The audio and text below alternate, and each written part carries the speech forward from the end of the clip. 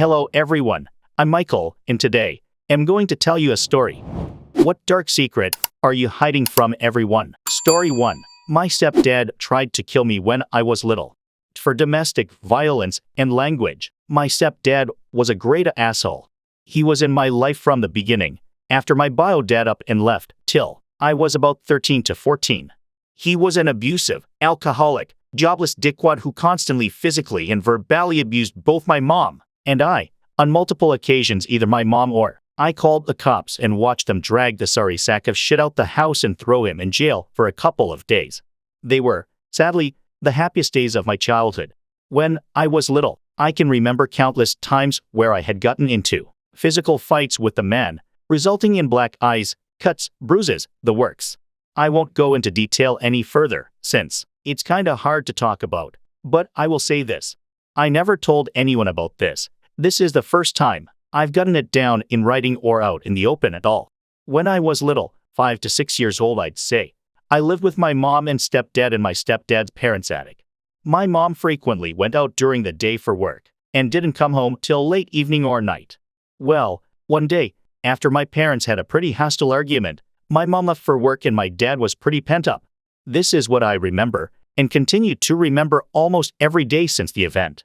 My dad took one of those large, heavy-duty trash bags out of his parents' kitchen, dragged me into the living room of the attic, stuffed me in the bag, and tied it after letting out some air. I remember being terrified, too scared to act out of fear of getting hit or yelled at. I waited till I heard him close the attic door, then proceeded to use my fingers to claw a hole through the trash bag. I remember it taking a while, since I wasn't that strong at the time due to malnourishment and, well, my age, but I eventually made it out and laid on the floor just waiting for my mom to get home. If she knows what happened, if she just thought I was playing with a trash bag or what. But that's what I remember, and I've been carrying it for years. Thankfully, she eventually left that dirt bag, and I can now happily say I have an amazing father who I love very much, so this story does have a happy ending. Story 2. I witnessed my fiance's suicide last year. I moved states afterwards and started a new life. My coworkers, clients, and new friends call me the sunshine of whatever room I walk into, but I'm completely dead inside. Even though I choose to fake it, I resent them for not seeing how fucked up I am. Story 3. Last Christmas, Eileen, my sister, and I don't have the same father and are technically half-sisters. My sister's biological father tried to start a relationship with my mom that resulted in a pregnancy and ultimately didn't work out. That biological father is dead now, but I didn't probe any further about his identity or how he died in case it was something traumatic for my mom to remember. So she raised my sister as a single mother at my grandma's house in the 80s. Then she met my father, and they started dating. And it worked out because they got married in the 90s, moved into a new house, and a short time after that I was born. She told me never call my sister my half-sister, and just pretend all of this doesn't matter because she's my sister and I'm keeping it that way. And if anyone asks about the 10-year age gap, I just tell them it's a long story. Story 4. When I was young, probably around age 9 or 10, I was walking home with my dog from a house around the block when he caught the corner and walked diagonally through the yard of this super mean old lady who lived at the end of your street. She was in her yard at the time tending to these really fancy-looking rose bushes she had growing in beds along the border with her neighbor. My dog was a very friendly golden retriever who didn't even really come near her and certainly didn't do anything threatening, but she sprayed the fuck out of him with some kind of insecticide or other chemical she was using on her roses. I ran back home with the dog and hosed him off. He coughed a bunch, but seemed otherwise fine. I didn't tell my parents because somehow I thought I was going to get into trouble for letting the dog walk in her yard. I'm glad I didn't tell them, though, because I decided that night to sneak downstairs, out the half-bath window, and down the street to her yard where I cut down every goddamn rose bush I could get my hands on. Story 5. When I was a teenager, I worked at a novelty tourist shop near me. Being the idiot that I was, I stole a wad of cash from the store. It was $100 in ones. I told nobody, but they knew it was missing. Right about the same time, a coworker who was always trying to get me fired was telling someone she got about $100 in tips from her other job. They ended up firing her because they didn't trust that it wasn't her. Story 6. I've struggled with disordered eating for at least a decade. It ebbs and flows. I know it's unhealthy, but the toxic part of me loves the feeling of being empty. Several years ago, it was really bad. I was at my lowest weight ever. I had brain fog, difficulty breathing. When I started eating again, my stomach would get really bloated even if I only ate a small amount.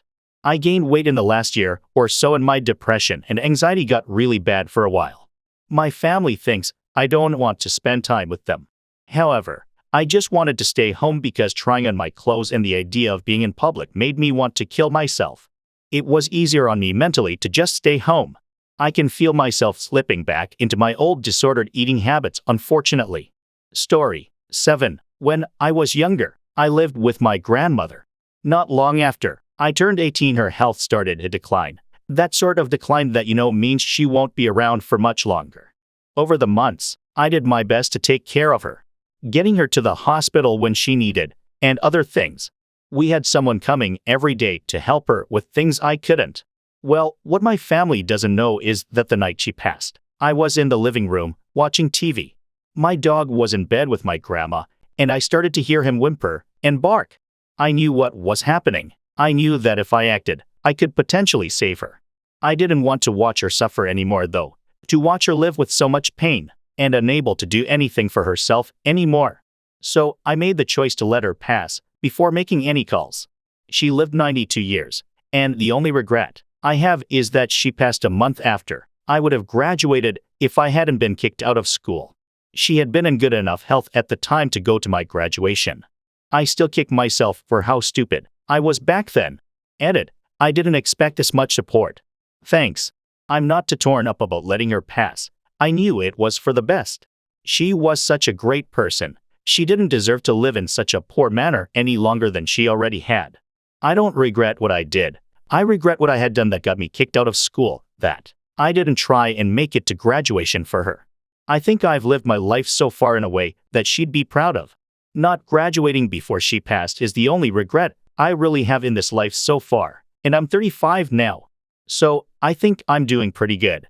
Story 8. My wife, her mom, and I bought a house about 2 years ago, just from talking to the neighbors. I gathered that the family who lived here before had a daughter that was mixed up with the wrong people. We had some random person knock on our door at night saying he needed gas. We are down a long driveway. No way, you'd randomly walk up to our house to ask for help. I think he was looking for the people who used to live here. And then another time Sunday morning making pancakes for the family, I get a knock on the door, and it's 4 sheriff's officers saying they received a 911 call that hung up, and it was from the house. We don't have a landline, and I assured them my wife and 2-year-old did not make any call. They mentioned a name of the previous occupants, and I let them know we moved in earlier this year, and they seemed okay with that and left.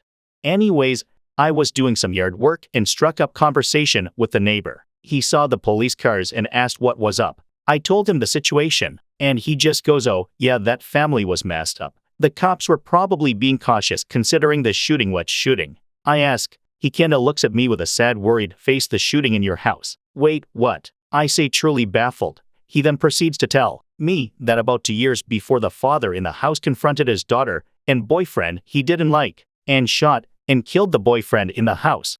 Our state doesn't have a disclosure law, so we never knew. I was blown away. All the strange happenings kinda made sense now. He said the friends of the victim had kinda terrorized them for a while cause the police were taking so long to press charges, /tears, midnight fireworks, odd shit that the neighbors hated. I was shocked, but just said that's crazy. But hey, do me a favor and never tell my wife or Mill about that. They are a little spooked by things like that. So the TRDL is that we live in a murder house and I'm the only one of my family that knows. Story 9. It's heartbreaking hearing of so many people who were sexually assaulted as children and feeling like they have no option but to hide it, lest it cause irreparable rifts between friends, family, and other close ones. Just want to let all of you affected by this know that if you did go public, you're not the cause of any conflict, no matter how anybody else paints it. You were the victim of one of the most heinous things one human being can do to another. The source of conflict is all down to whoever perpetrated the violence against you, and the shame should not be yours to live with. Story 10. I found my adoption papers a few years ago when I was looking for a copy of my birth certificate. I know my birth mom. I just never had a relationship with her. My maternal grandmother took me in 2002. I never knew she adopted me, I just knew that one day. I ended up living with her after telling her one day, I don't want to go back home. I also found the letter that my mom wrote as to why she was giving me up. That one really hurt. Story 11. Not a huge secret in comparison to some of these answers, but I feel the guilt of it often. After my fiancé passed, I napped all the time for over a year. My aunt was calling me one day and I just denied her call. Went back to napping. It was my aunt calling because my grandma, who was very sick with cancer, wanted to say happy birthday a day before my birthday. Grandma died the next day. I should have picked up the damn phone. Story 12. In high school, I was a super good kid. Straight A student who loved homework, keeping out of trouble, and who was quiet as hell during class. So anyway, there was this guy who was also in AP classes with me, but he was super loud and obnoxious, but would pull stunts in such a way that he would have some margin of plausible deniability. Though we never spoke, I'm not sure he even knew I existed. He rubbed me the wrong way. Maybe it was from the one cold day, when this other girl in our class had her nipples poking through her shirt BC she forgot a sweater, and he kept saying to her Dom, it's cold, huh? Maybe. It was from when he would pretend to be friends with kid who was definitely spectrum, and desperate to be friends with him to do the bully's homework for him, and then bully him the next day. IDK. So, at random sometimes, once a week, or a month, or once every couple of months, I would whistle. It's this high-pitched whistle that sounds like a tea kettle that I can do while barely moving my mouth. Back then, no one knew I could do it except for my family. The super obnoxious kid always got in trouble. I was never once suspected. Story 13. I was married for 13 years to my best friend. We had what I thought was a great, easy marriage. One day, our 5-year daughter told me he was having her perform. I was shocked, devastated and afraid. He was one of those fun guys everyone loves to be around. I immediately called the police and he was arrested. When they started investigating him, they found out that he had been arrested while in college for exposing himself to very young boys. He only got a slap on the wrist that time because he came from a very wealthy family. One of his uncles was governor of the state we lived in. I was so ashamed I told our friends that he had an affair and moved away. But the truth was that he was in prison for 5 years. I picked up the pieces, sent our daughter to therapy, and spent the next 15 years being a mother, paying for private school, cool trips, etc. She was my life. Then when she went to college, he reached out to her over Facebook. When I saw she was communicating with him, I was shocked, devastated and afraid all over again. I called and told her that she was an adult, but I thought she should be careful because he's not safe. She hung up on me and has not spoken to me since. That was 4 years ago. I sent her $40,000 a year still to pay for her medical school. It's all been almost unbelievable. Story 14. My grandma was in a car accident and broke her ankle, so she stayed at my house and my mom, we took care of her while she recovered. I was entering puberty at the time and discovered that you could order porn on cable and was like a madman ordering porn.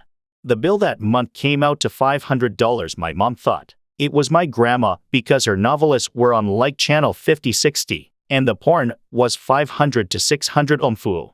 I've literally never told anyone to this day. Story 15. When I was around 5 or 6, my mom and dad were fighting just about every day. Well, I was napping on the couch when my mom came in very upset, and she shook me awake. She asked me if I saw the girl my dad brought home. I've always felt terrible for this BC. I hadn't seen anyone but my dad that whole day. I'm pretty sure he was just playing video games like usual, but for some reason in my sleepy kid brain I answered yes. I said she was with him in their room. I'm honestly not sure why I lied like that, but they got a divorce shortly after, and I always felt like it was my fault. Until I recently found out my little sister is actually my half-sister, but that's a whole other story. For clarification, my dad had been cheating with my mom's sister, and my mom was cheating with one of their friends to get back at him.